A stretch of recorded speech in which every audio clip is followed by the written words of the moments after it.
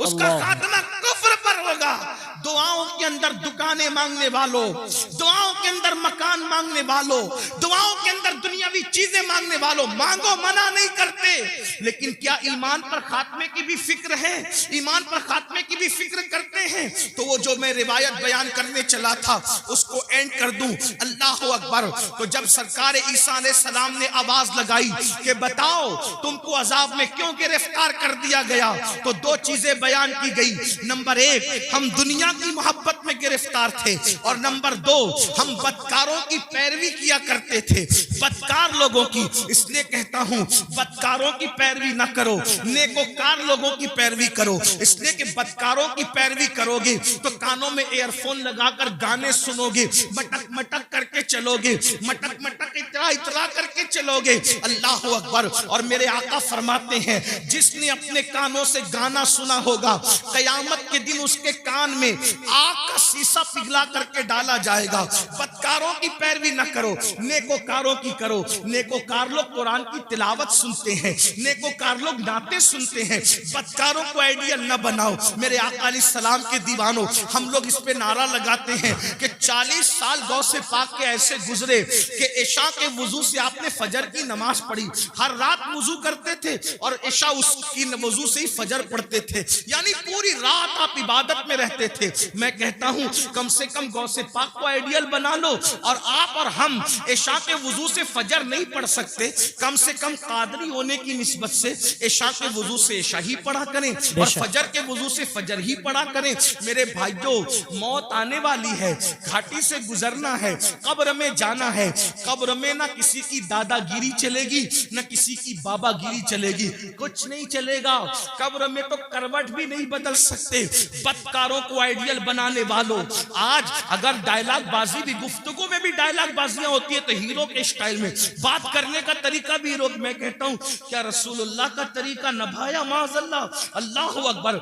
जिसकी सीरत भी बेमिसाल, जिसकी सूरत भी बेमिसाल, अल्लाह अल्लाह कहा जाता है। हजरत उस्ताद ज़मन ने या मौलाना हसन ने कहा, हजरत मौलाना हसन बरेलवी ने कहा था कि तेरी सीरत, तेरी सूरत जमाने से निराली है, तेरी सीरत, तेरी सूरत जमाने से निराली है, तेरी हर हर अदा प्यारे दलीले बेमिसाली है। मेरे भाइयों, आइडियल बनाना है तो अल्लाह वालों को बनाओ, अल्लाह वालों के तरीके पे चलो, उनके नक्शे कदम पर चलो। बदकारों को आइडियल न बनाओ। अजाब में गिरफ्तार होकर के अल्लाह पर औंधे पड़े रह गए। और फिर सरकार ईसा अलैहिस्सलाम कहते हैं ये तुम्हारे जो दूसरे लोग मुर्दा पड़े हैं ये क्यों नहीं बोलते और तुम क्यों बोल रहे हो? तो उसने कहा हुजूर, दरअसल ये इसलिए नहीं बोलते कि अल्लाह के फरिश्तों ने इनके मुंह को आग की लगाम से जकड़ दिया है। अब ये कलाम नहीं कर सकेंगे, ये बात नहीं कर सकते, इनके मुंह आग की लगाम से जकड़े गए हैं। अल्लाह अकबर। फिर आपने फरमाया कि तू क्यों बोल रहा है? उसने कहा मैं इन लोगों में से नहीं हूं, हकीकत में इन लोगों में से नहीं हूं। जब इन पर अजाब नाजिल हुआ तो मैं इनके साथ बैठा हुआ था, यानी मैं मुजरिम नहीं हूं। अजाब नाजिल हुआ तो इनकी सोहबत में बैठा हुआ था, इनकी सोहबत की वजह से मुझ पर भी अल्लाह का अजाब आ गया। यानी मुजरिम ना होकर सिर्फ गुनहगारों की दोस्ती और सोहबत की वजह से मैं भी अल्लाह के अजाब में गिरफ्तार हो गया। और वो कहता है ईसा दुआ करें कि मेरे लिए निजात हो, क्योंकि अल्लाह ने मुझे जहन्नम के किनारे पर उल्टा लटका दिया है और अब मैं नहीं जानता कि मुझे जहन्नम में डाला जाएगा या मुझे छोड़ दिया जाएगा। आप मुझे बताओ मेरे भाइयों, जो गुनहगारों की सोबत में रहे उन पर भी अजाब आता है। आज हमें क्या हो गया? मोबाइल के स्क्रीन पर आप क्या रख रहे हो, मोबाइल के अंदर क्या रख रहे हो? नशे को प्रमोट कर रहे हो। नशा हमारी मोहल्लों में, हमारे गांवों में, हमारे देहातों में, हमारे इलाकों में फैलाया जा रहा है और साजिश के तौर पे फैलाया जा रहा है। हम उसमें मुब्तला हो रहे हैं। नशे वालों की सोबत में मत बैठो, जानियों की सोबत में मत बैठो, गुनहगारों की सोबत में मत बैठो, मुजरिमों की सोबत में मत बैठो।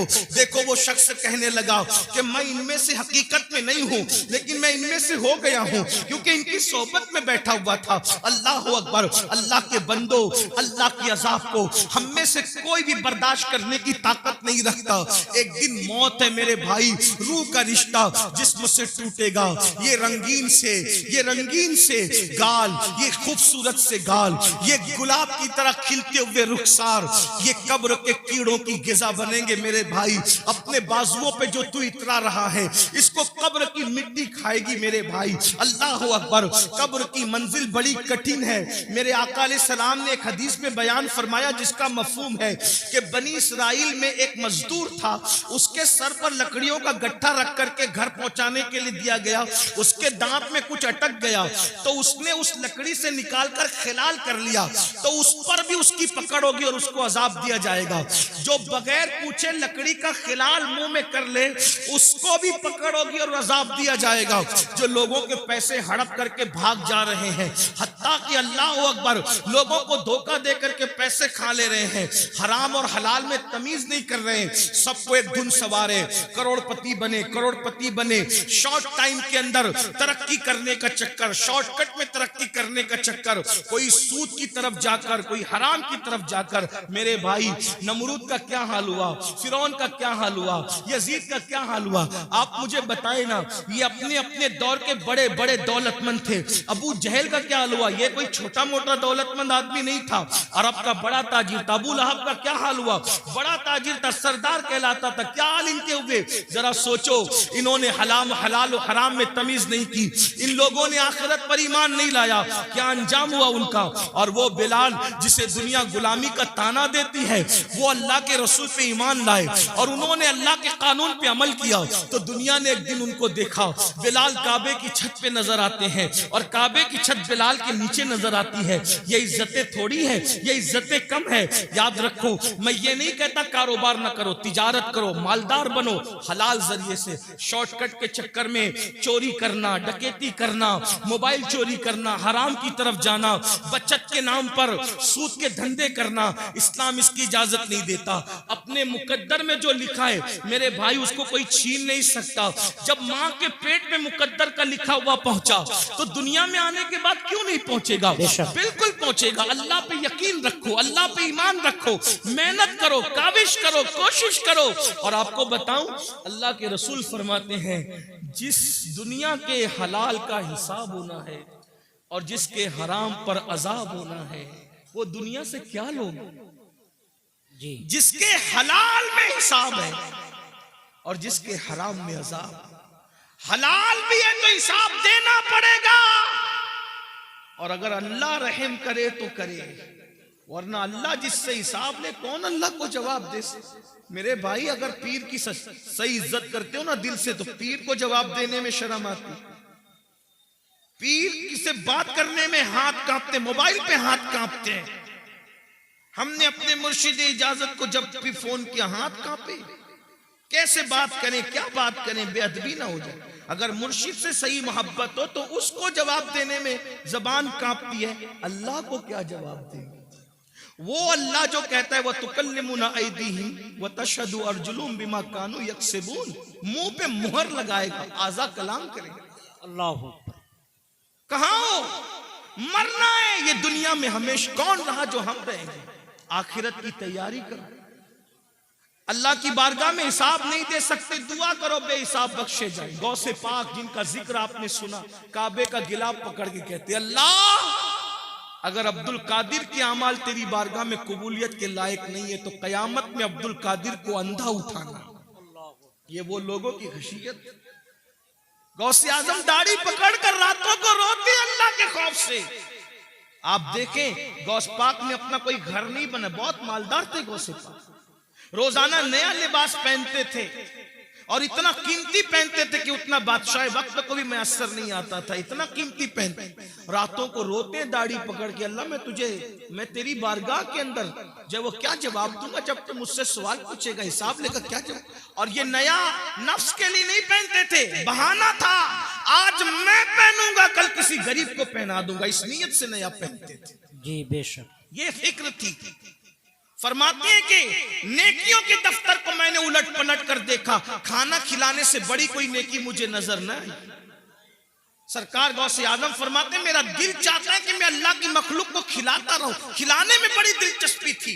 खुदा ने उनकी ये तमन्ना यूं पूरी की कि 11वीं के नाम पे आज भी दुनिया खाती नजर आ रही है। सुभान अल्लाह, सुभान अल्लाह।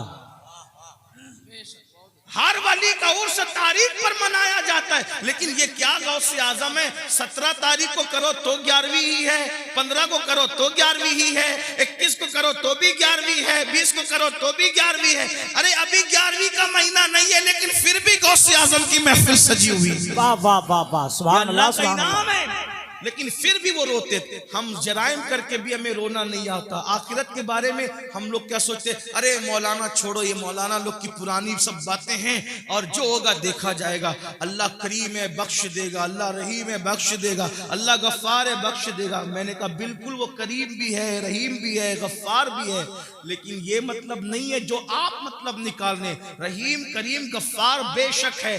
क्यों? सैयदा आयशा सिद्दीका को नहीं पता था कि वो गफ्फार है? सैयदा आयशा सिद्दीका कौन है? जिसके बिस्तर पे कुरान नाजिल होता है वो अम्मा आयशा सिद्दीका है। जब मगफिरत की दुआ करते हुए रोती थी तो दुपट्टे से आंसू पोंछते पोंछते दुपट्टा भीग जाता था। सुबह को दुपट्टा ऐसे निचोड़ा जाता था जैसे कपड़े धुल के निचोड़े जाते पानी के बाद। अम्मा आयशा के आंसू ऐसे निचोड़े जाते थे। कोई मुबालगा नहीं कर रहा, उनकी सीरत पढ़ के देख ले।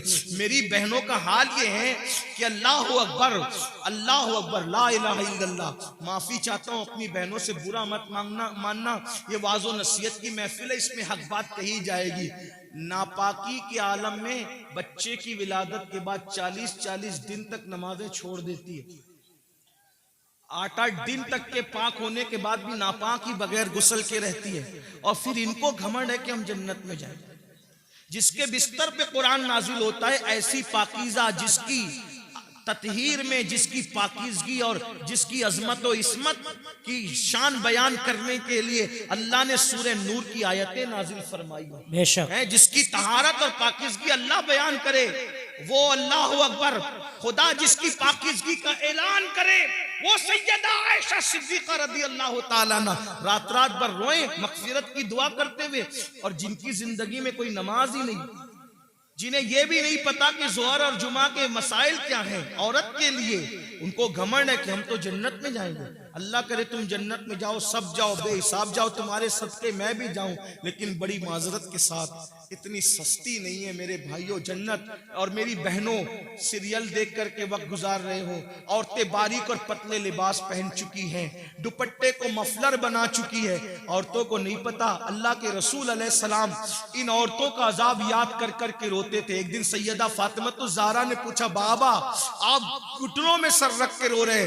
फरमाते हैं, फातिमा मैंने शबे मेराज औरतों पे जो अजाब होते देखा वो याद करके मुझे आंसू आ रहे हैं। मैं रो रहा हूं कि औरतों को हाल ये था कि उनको उनके बालों से जहन्नम के अंदर औंधा लटकाया गया। औरतों को बांध कर जहन्नम में औंधा लटकाया गया था और उनके सर जो ऐसे खोल रहे थे जैसे चूल्हे पे हांडी खोलती, उनके सर खोलते मैंने देखा। मैं क्यों ना रोऊं फातिमा, उन औरतों का अजाब मुझे रुला रहा है। मेरी बहनों, जहन्नम का अजाब भी कुछ कम न था कि जहन्नम में बालों से बांध के लटकाया गया और खोपड़ियां खोल रही थी जैसे चूल्हे पे हांडियां खोलती है। तो पूछा सैयदा ने, बाबा उनकी खोपड़ियां क्यों खोल रही थी, उनको सर के बालों से क्यों बांधा गया था? तो आका फरमाते हैं, वो बगैर दुपट्टे के अजनबी मर्दों के सामने जाती थी, सर खोल कर अजनबी मर्दों से के सामने जाती थी, इसलिए उनको इस तरीके से अजाब दिया गया है। मेरी बहनों, है अल्लाह के अजाब को बर्दाश्त करने की ताकत। अगर बत्ती का झटका लग जाए, अल्लाह अकबर, अगर चाय गरम गरम एक घूंट मुंह में डाल लो जबान जल जाती है तो दिन भर खाना नहीं अच्छा लगता। मेरी बहनों बताओ, सच्चे नबी का फरमान, सादिको मजदूक का फरमान, रहमतुल लिल आलमीन का फरमान, जिसने अपनी मर्जी से कभी जबान को जुम्बिश ही नहीं दी, अगर यूं ही जहन्नम में डाला जाए तो भी कम नहीं है। वो जहन्नम की आग जिसमें पहाड़ पिघल जाएंगे, उसमें औरतों को औंधा लटकाया जाए, बालों से हांडी की तरह उनका सर खोलने लगे, खोपड़ियां खोलने लगे। वजह क्या? दुपट्टों को मफलर की तरह लटका कर बगैर दुपट्टे के या सर खोलकर मर्दों के सामने जाती थी, तो ये हाल हुआ। अब आपसे पूछता हूं, अरे भाई, तुझे अपनी बहन से अगर प्यार है तो अपनी बहन को तू दुपट्टे की ताकीद क्यों नहीं करता? ऐ शौहर, अगर तुझे अपनी बीवी से प्यार है, अपनी बीवी को दुपट्टे की ताकीद क्यों नहीं करता? ऐ बेटे, अगर तुझे अपनी माँ से प्यार है, अपनी माँ को प्यार के साथ दुपट्टे के लिए क्यों नहीं समझाता? और आपसे पूछता हूँ, बगैर दुपट्टे के घूमने में कौन सी फजीलत है, और जो वो सर को खोलने में कौन सी फजीलत है? अल्लाह अकबर। कल भी अगर इज्जत मिली थी तो सैयदा फातिमा के नक्शे कदम पर चलने में औरतों को मिली थी, और आज भी मिलेगी तो उसी में मिलेगी। अदाकाराओं को आइडियल बनाने में नहीं मिलेगी। बहनों से कहता हूं, नहीं बर्दाश्त कर सकती मेरी बहन, तुम पर भी और हम भी, कोई बर्दाश्त नहीं कर सकता। तौबा करो। तकरीर की महफिल, वास की महफिल का मकसद इनकलाब है, तब्दीली है, तौबा है। किसी मर्द के सामने सर खोल के मत जाओ। चचाजाद भाई है, उससे भी पर्दा करो। मामूजाद भाई है, उससे भी पर्दा करो। फुफीजाद भाई है, उससे भी पर्दा करो। ये जो दुनिया के आवारा लोग कहते हैं ना कि पर्दा क्या चीज है, पर्दा क्या चीज है, हमने कहा कोविड में तो सबने पर्दा किया। क्यों पर्दा कराया? तो कहा जरासीम के डर से। मैंने कहा जब जरासीम के डर से मुंह पे मास्क बांध करके पर्दा किया जा सकता है, तो ये इज्जत के लुटेरों के खौफ से अगर कोई इज्जतदार औरत पर्दा करती है तो उसमें हरज क्या है? लोग बड़ी हमदर्दियां जताते रहे, झूठी हमदर्दियां, कि औरतों पर क्या गुजरती होगी जब वो मुंह पे पर्दा बांध करके घूमती होगी। तो हम कहते हैं कोविड ने तो तुम्हें औकात याद दिला दी, तो तुम पर क्या गुजरती थी? सब मुसीबत झेली कि नहीं झेली जरासीम के खौफ से? तो ये जरासीम कम है, ये सिर्फ जान लेंगे, लेकिन ये जरासीम तो आबरू ले लेंगे, ये जरासीम तो आबरू ले लेंगे, ये जरासीम तो ईमान ले लेंगे। इसलिए बहनों से कहता हूं, किसी के बहकावे में आने की जरूरत नहीं। वल्लाह मजहब इस्लाम जैसा मजहब जमीन पे कोई है ना हो सकता। जी बेशक बेशक, ये किसी इंसान का बनाया नहीं, ये अल्लाह का अता किया हुआ है। और फिर मैं तो बार अपनी बहनों से कह चुका हूं, अगर कोई पर्दे में तुम्हें देख के ताना दे तो उसके ताने की परवाह मत करना, क्योंकि हमारे नबी की शहजादी की शान ये है कि उन्होंने यूं पर्दा किया कि उनके सर के दुपट्टे को कभी चांद और सूरज ने भी नहीं देखा। मेरे इमाम कहते हैं, जिसका आंचल न देखा महो महर ने, उस रिदाए नजाहत पे लाखों सलाम। और जाते जाते बहनों को इतना जरूर, हालांकि ये बहनें ऐसी नहीं है, हिंदुस्तान की औरतें ऐसी नहीं, लेकिन जहां तक आवाज पहुंचनी है अल्लाह मेरी आवाज पहुंचा दे।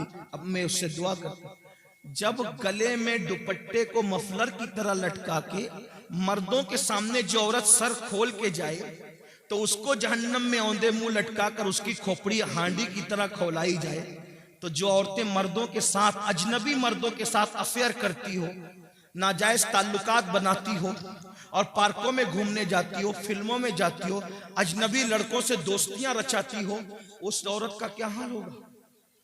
सिर्फ सर खुले गई, तवज्जो करें जी, सिर्फ सर खुले गई ये हाल हुआ, तो जिसने अपनी आबरू ही बेच दी उसका क्या अंजाम होगा? इसलिए ये दुनिया है, दुनिया से बढ़कर बेवफा कोई चीज देखी नहीं गई। मेरी बहनों, आपको मशवरा है, तारीख पढ़ो। जिन औरतों को हल्दी और चंदन और दूध से नहलाया जाता था, जिनके बालों में मोती पिरोए जाते थे, जिनके घघरे और जिनके लिबास को उठाने के लिए दर्जनों कनीजें पीछे पीछे चला करती थी, जिनको पंखा झलने के लिए दर्जनों कनीजें खड़ी रहती थी, जाओ ढूंढो उनकी कब्रों का निशान मिले तो हमें भी बताओ, है उनकी कब्रों का निशान? हल्दी चंदन दूध में नहाने वाली औरतें, है उनकी कब्रों का निशान? लाओ बताओ कहां है? कौन उनका नाम लेता है? फुला बेगम, फुला बेगम, फुला बेगम। नाम लूंगा तो लोगों को तकलीफ होगी। कहां है उन बेगमों के जिनके लिए बड़ी बड़ी इमारतें यादगारों में बनी? कहां है उनके निशानात कब्रों के? कौन है उनकी कब्रों पर फातिहा पढ़ने वाला? बताओ कौन है उनका नाम लेवा? बताओ। कुछ नहीं बचा, लेकिन वो सैयदाए कायनात, वो मखदूमाए कायनात, वो मलका फिरदौस बरी, वो हसनैन की अम्मी, जिसके घर में 3-3 महीने तक चूल्हे नहीं जलते थे, जिसने 17-17 पेवन वाला दुपट्टा पहना, जब तकवा और परहेज परहेजगारी इख्तियार की, खुदा ने वो मकाम अता किया कि आज भी जुमा का खतीब जब तक नामे फातिमा नहीं लेता उस वक्त तक खुतबा मुकम्मल नहीं। बेशक, सुभान अल्लाह, सुभान अल्लाह। सैयदा फातिमा तो फिर भी बिन्ते रसूल है, हुजूर की शहजादी है। राबिया असली क्या है? उनके बाप का नाम लोग नहीं जानते, उनकी अम्मी का नाम लोग नहीं जानते, उनका नसब नहीं जानते, लेकिन जब राबिया का नाम आता है तो इज्जत से सर झुक जाता है। क्यों? इसलिए कि उस खातून ने परहेजगारी तकवा इख्तियार किया। तो पता चला दुनिया के जेवर, दुनिया की दौलत, दुनिया का मकान सब कुछ नहीं, आखिरत की तैयारी करो। आखिरत में जो कामयाब हो गया असल वही कामयाब है, वरना ऐसी नाकामी होगी कि पछताने से काम नहीं चलेगा। कुरान कहता है वल तंजुर नफ्सुम्मा क़द्दमत लिगद, आखिरत के लिए क्या तैयारी की है। आखिरी रसूलुल्लाह का एक फरमान दिल पे लिख लो। अल्लाह के रसूल अलैहिस्सलाम फरमाते हैं, हदीस सुन लो, 40 साल से ज्यादा अगर किसी की उम्र हो जाए, मफहूम पेश कर रहा हूं, सुन लो, इसी पे बात पूरी हो रही है आज। 40 साल से ज्यादा किसी की उम्र पूरी हो जाए, न उसके पास तौबा है और उसके गुना उसकी नेकियों पर गालिब है, यानी नेकियां कम करता है, गुना ज्यादा करता है और तौबा भी नहीं करता। आका फरमाते हैं वो अपने आप को जहन्नम के लिए तैयार कर ले। तैयार हो जाओ जहन्नम के लिए। जहन्नम का वो अजाब जिसमें पहाड़ भी पिघल जाएंगे, जहन्नम का वो अजाब जिसमें फरिश्ते जो अजाब देने के लिए वो गूंगे और बहरे, वो मारेंगे तो आवाज भी आपकी चीख पुकार की लोगों की सुनाई नहीं देगी। ऐसा अजाब होगा, न किसी कान ने सुना, न किसी आंख ने देखा। उसकी हकीकत को मुकम्मल तौर पे बयान नहीं किया जा सकता। आका इरशाद फरमाते सल्लल्लाहु अलैहि वसल्लम कि अल्लाह के अजाब को जो मैं जानता हूं, अगर वो तुम भी जानने लगो तो तुम ऐसे पिघलने लगोगे जैसे नमक पानी में पिघल जाता है, ऐसे पिघलने लगोगे।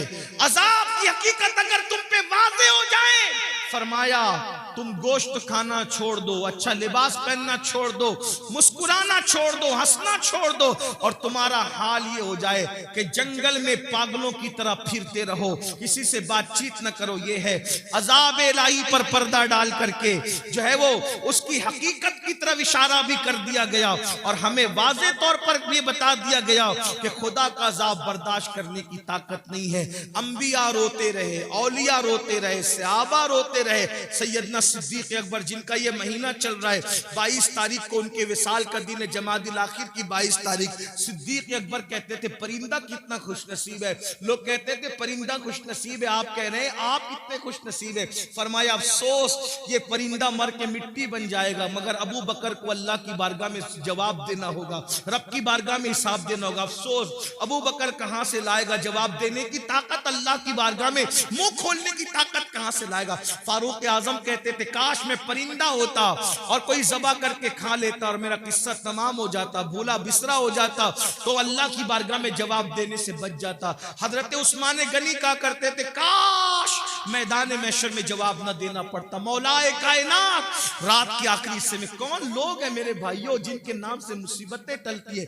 मौला अली रात के आखिरी हिस्से में अल्लाह के खौफ से ऐसे तड़पते थे जैसे किसी को सांप डस ले, वो कैसे तड़पता है वैसे मौला अली तड़प तड़प के रोते थे अल्लाह के खौफ से। हमें क्या हो गया है, न नेकी है, न नेक अमाल है, न नमाज की तौफीक है, सब अपनी मर्जी से अपनी तबीयत से जिंदगी गुजार रहे, आखिरत भूल बैठे। आखिरत को मत भूलो, जल्द कब्र में जाना है, जल्द मैदान महशर में जाना है। अल्लाह को राजी कर लिया तो दुनिया से बहुत बेहतर है आखिरत। वल आखिरतु खैरुन व अबका, आखिरत बेहतर भी है, बाकी रहने वाली भी है। आखिरत की तैयारी करो, आखिरत की फिक्र करो, नमाज की पाबंदी करो, नमाज शुरू करो।